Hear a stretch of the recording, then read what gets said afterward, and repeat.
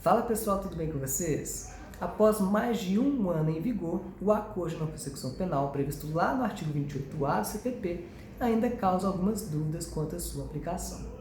Hoje, gente, nós vamos comentar algumas delas, com base na jurisprudência e na minha experiência profissional. Vamos lá? Primeiramente, pessoal, nós precisamos relembrar aqui o que é o ANPP. O acordo de não persecução penal, ele permite ao Ministério Público propor ao investigado um ajuste para o não oferecimento de denúncia. Isso depende do preenchimento dos requisitos objetivos e subjetivos previstos no caput do artigo 28A do CPP e dos seus incisos. Esse acordo, gente, não é uma alternativa ao arquivamento. Então, se não há justa causa para o oferecimento de denúncia, por óbvio, também não se deve propor a ANPP.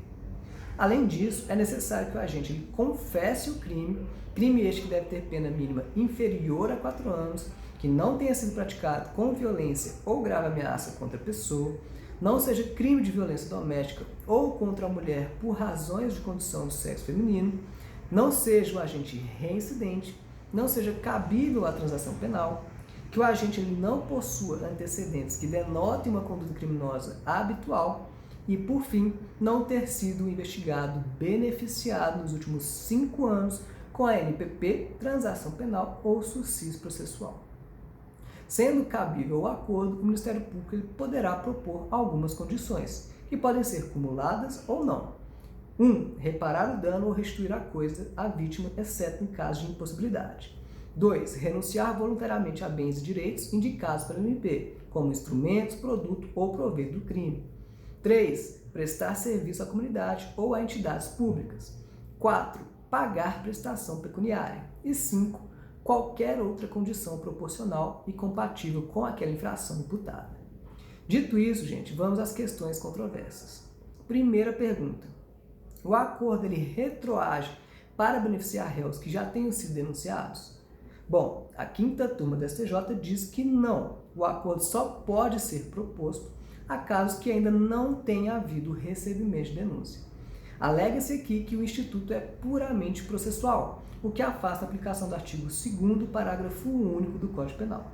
Vocês vão encontrar isso lá no HC 628647.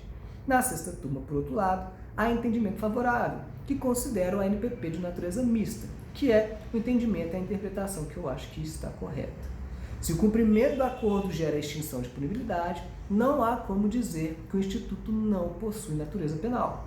Isso vocês vão encontrar lá no HC 57, 53, 95.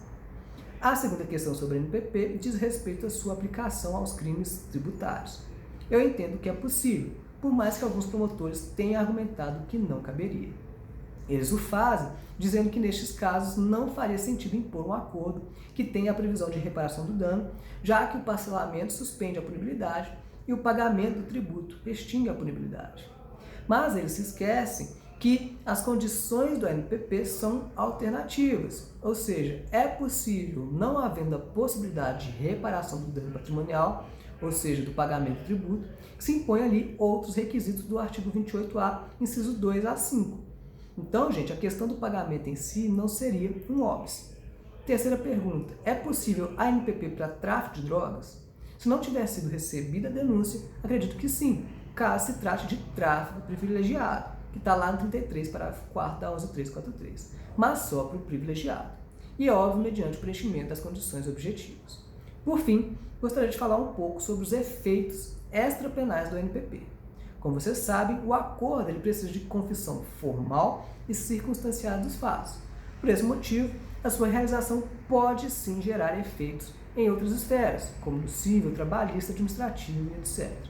Por mais que ele não gere os efeitos de uma condenação penal, e sequer conste na certidão de antecedentes, a confissão requerida para sua celebração pode sim ser um empecilho para o réu, ao extrapolar ali o âmbito criminal. Pense no seguinte caso: acidente de trabalho que gera um homicídio culposo. Crimes culposos admitem, em regra, o ANPP. Mas será que vale a pena fazer o ANPP? Se eu aceito o acordo na esfera penal, ele fatalmente será utilizado no processo indenizatório da família. Isso é indubitável. Então, isso tem que ser sopesado no momento da decisão. O mesmo se diz para crimes ambientais. Se eu confesso aqui no penal a prática do delito, como que vai ficar o administrativo? Perceberam o problema, gente?